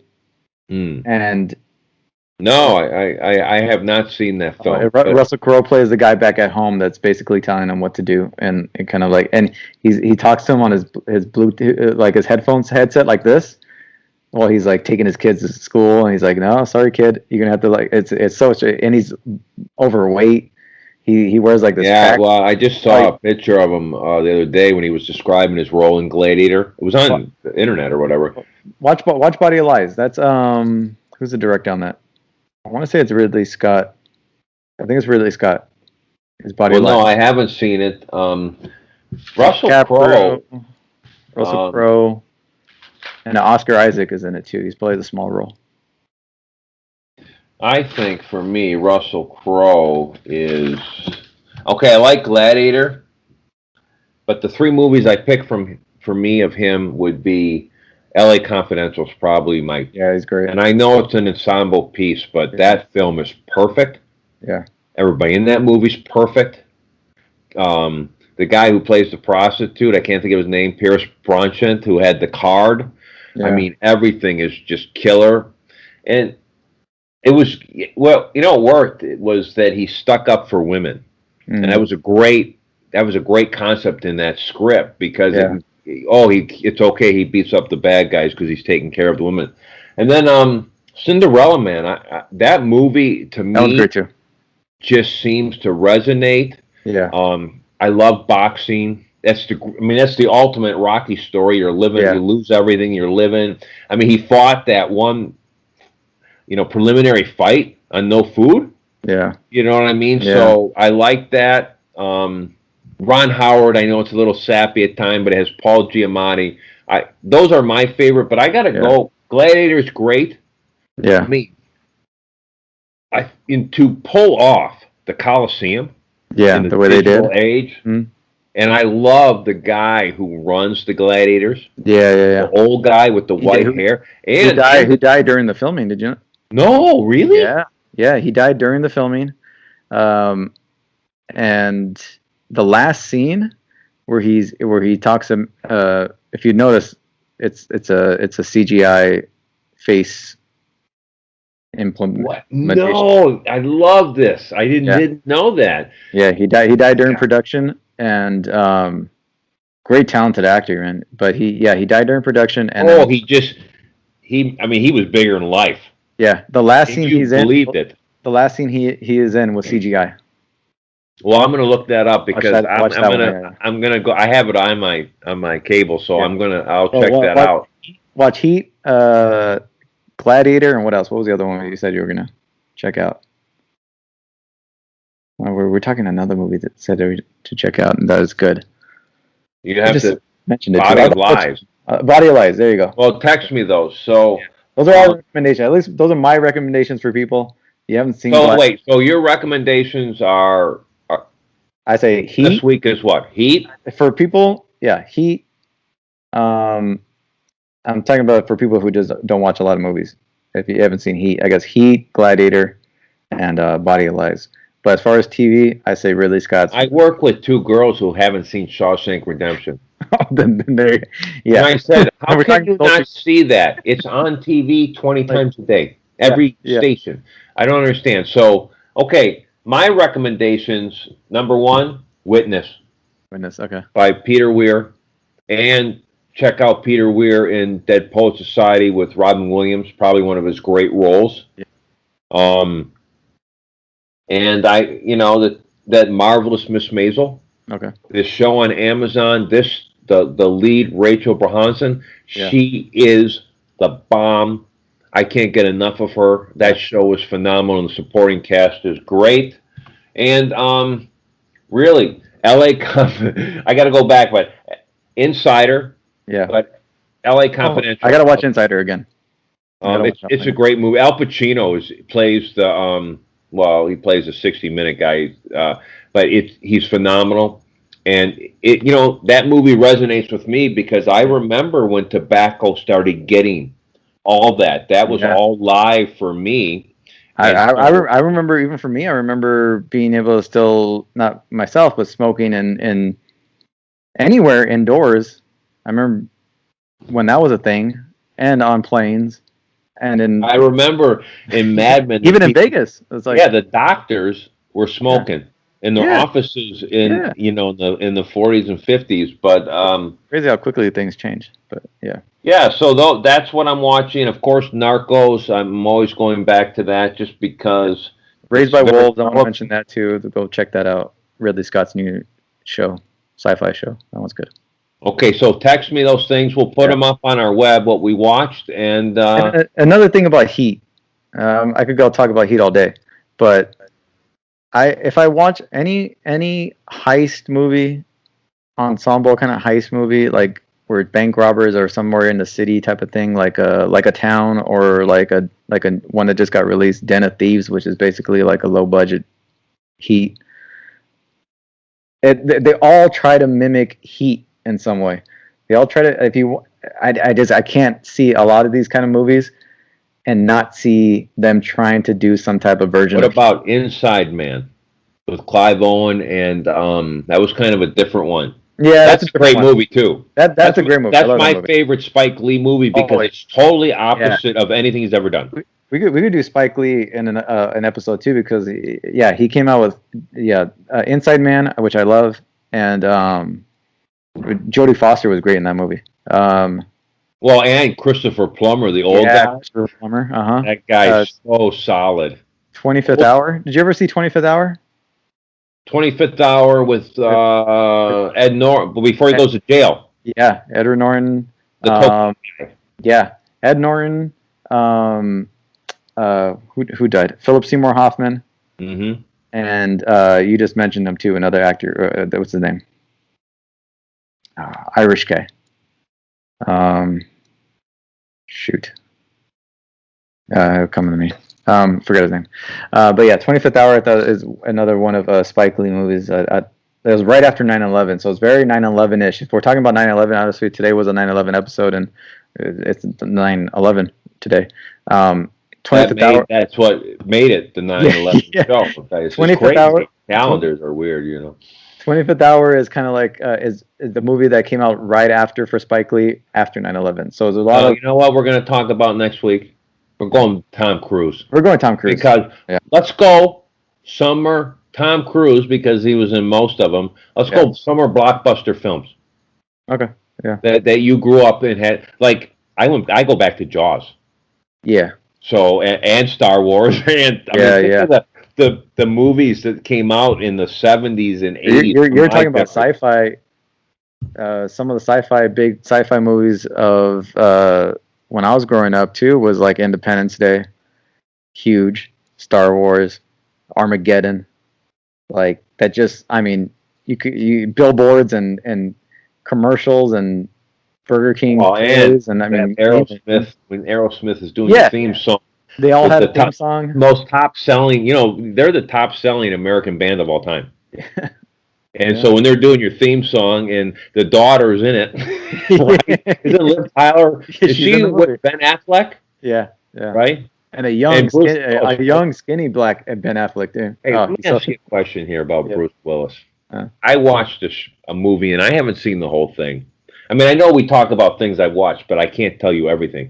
I watched the remake of The Death Wish, and I haven't seen the end. I don't know the new one. yeah, It I got haven't. really panned, and people hated it, and this and that, and I don't know. But I liked it, and I don't know if I liked it because I lived in Chicago for years. Okay. It's the same story. Wife and daughter horribly killed, abused. Daughter, I think, goes in a coma. He Yeah. picks up the gun. It's, when the first Death Wish came out in the 70s, man, it was, Charles Bronson was one of the biggest movie stars. Yeah, Because I heard he wasn't a nice guy either. movies.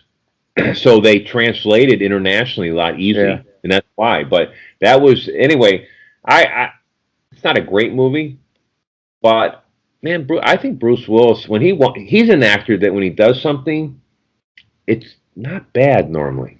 No, it's not. No, I like the guy, man. I thought he's And hey, Sixth so Sense. great.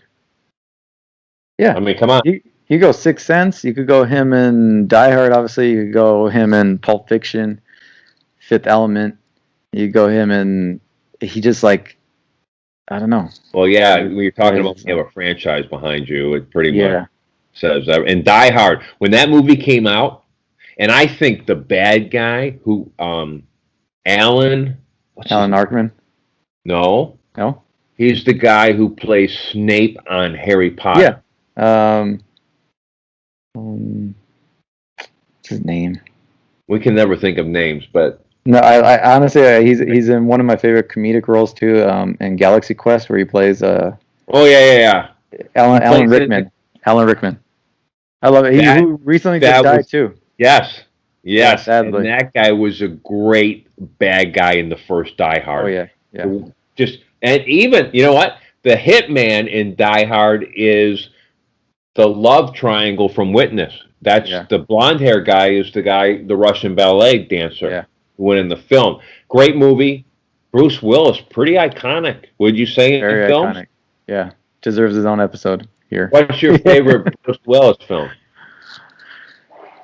Oh man. Honestly, I'll go with I loved him in honestly I loved him in Fifth Element. I think he was so funny and such a good action role and visuals in that movie are almost surreal for the pre super digital age compared to today. And it looks the soundtrack. Who's the girl? Mila Jovovich? Yeah. Yeah. She was a model, I think, before she was a model.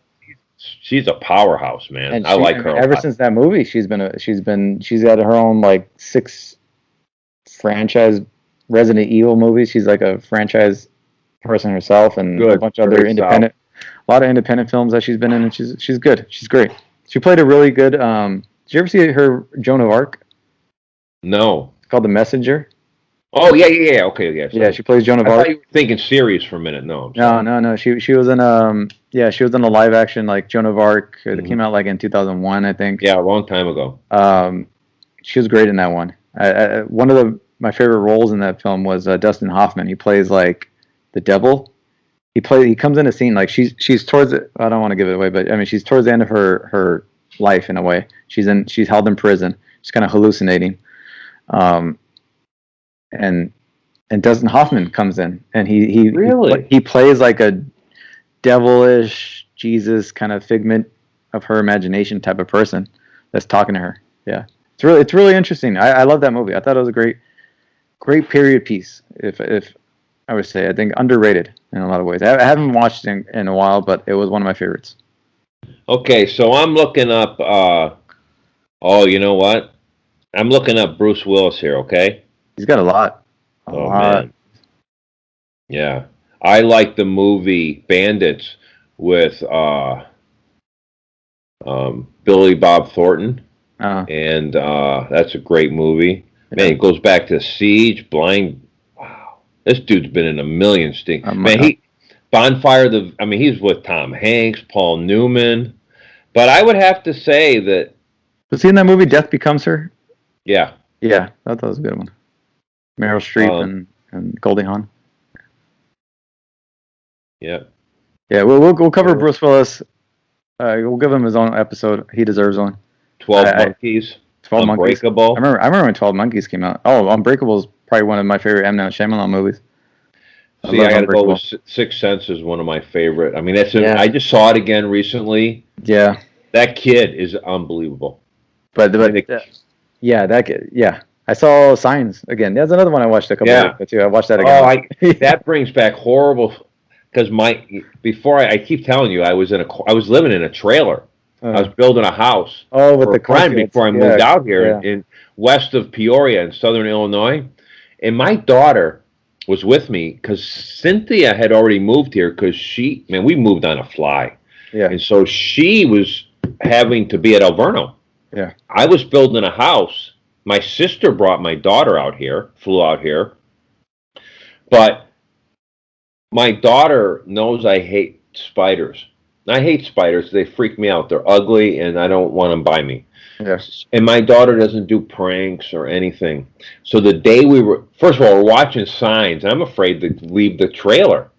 You know, I mean, because literally, I'm looking at cornfields. You understand? Yeah. In fact, when I was working on this house with a friend, I would run one day, country roads through fields, and then I would lift one day. So I was always afraid to leave the house, leave the trailer, especially at night. So the day we were driving back to Chicago, and she was going to fly out with my sister, she found this plastic spider. And I don't know where she found it, and she put it right on the steering wheel. So she's in the car, and I have tools. I'm running around. So I was in a truck. I wasn't in a car. So I went to jump in, and I saw the spider, and I freaked out. And I went back, and I hit my head so hard, I almost knocked myself out. I mean, literally. And I screamed, and I don't want to use this word. In the old days, we'd say you scream like a girl, but now we're going to say I screamed like a muscular man on steroids. But literally, I don't know, I think my neck was out of place for a month. But anyway, and she's never done that. And she laughed so hard that I thought she was going to rupture her stomach. So anyway, that's my thing with Signs. And I think it's a great, till you see, like Ridley Scott, the monster. Yeah. When we see the leg or we're creeped out, the fingers under the door. But when we see the end, I think the scene, now we're talking about Signs, the scene where Joaquin Phoenix is in the closet and he's watching a news clip about the kid's birthday party. Oh, yeah. I think that scene is in the top 4 or 5 scary moments on film. That I mean, actually, and when you know exactly the scene, you'll never forget it. And the newscasts in that movie are so realistic, and they're so like with the entities flying over New York and the big cities, and Mexico City. Yeah, the Mexico City one. Yeah. Yeah. So definitely, that guy gets a lot of crap. But hey, let me ask you. Remember how we talked about at the beginning? You just get a film made in this town, you're a genius. Yeah. In the old days, not when you get 1 million producers to pay you $1 million and whatever.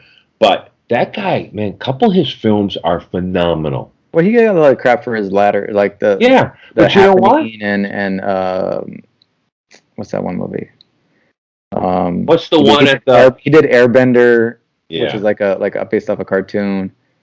So he had a couple there that were. And I didn't see those. Lady in the Water. I think it started with Lady in the Water, which I kind of liked. Was that with Paul Giamatti, right? Yeah, and he's then the maintenance man, yeah. And then it went to The Happening, which got a lot of flack. What's the one with the William Hurt, The Village? Yeah, The Village. Yeah. See, I thought that was. Yeah. I love that movie. No, I think anything before that, it's just when those latter films came out, then he started to get a lot of hate. Years ago, I heard a quote, and I don't remember where I heard it from. Great directors really only have 4 or 5 movies in them. Mm. And when we look at this list of who we've been talking about over the last few months, Yeah. but I think that, like you said, Unbreakable, Yeah. Sixth Sense, and I think The Sixth Sense, there's no weak link. No. That's a perfect movie. Yeah. Straight through. Now, maybe you might catch the premise. I don't want to say what it is, the premise. But I think he did phenomenal work. Now, he shouldn't be in the movie. No. That scene where he's in the car with Mel Gibson. Yeah, I don't think he should have. He didn't need to be there. I love the I'm going to tell you who I love. And now we're talking about the opening where his wife's pinned by the car. Oh, yeah. And he talks to that lady cop who's from Steppenwolf. We saw her in Steppenwolf at Steppenwolf Theater. Yeah. And my wife and I on stage. That conversation with her. Yeah. And that's powerful. It really starts powerful and hooks you in emotionally, because what's worse than the death of a loved one? Yeah. And especially you complicate it with faith. Yeah. He was a minister, right? Yeah. Yeah. Okay. Unexpected death, like a untimely death is like. And if they pulled the car away, she died. She only lived when the top half of the body was like a tourniquet because of the car pressing off the arteries. Yeah. So anyway, great movies. I mean, dude, let's face it. There's still going to be great movies. We talked about those restrictions, but the truth is, the genius is going to win. Genius is going to win. Hey, Lenny Bruce was bankrupted and he ended up killing himself or ODing on heroin. But without him, we don't got Richard Pryor. Yeah. Or any of the people today. So, the first in that movie Moneyball, when Brad Pitt character goes to take an offer from the Red Sox, and he goes, "Well, why did you come here if you're not going to take the offer?" He goes, "Well, it's the Red Sox." You know what I mean? But it's the same thing. Yeah. On the same level. So, anyway, that being said, you got anything else for me? No. I think we talked Tom Cruise will be their subheadal, but let's do summer blockbusters. Yeah. Because I lived through many of them. And he's been in a bunch of them, so let's do that. Quite. So anyway, thank you. Check our website. We'll put up our recommendations, and please go in the past and watch great films. Yeah. You go back 20 years, you're going to find a film that will touch your heart, and you'll watch it forever. And if anybody listening and watching, if you haven't seen any of the stuff that we've mentioned or talked about, like on this episode especially, you probably have a real job then. You have a lot less time. You probably have to go to work and not sitting on your ass like we are watching TV. But we do have our recommendations. We hope you guys like them and all that. So Excellent. All right, Josh, have a good week, sir. All right. Take care. Enjoy your weekend. Excellent.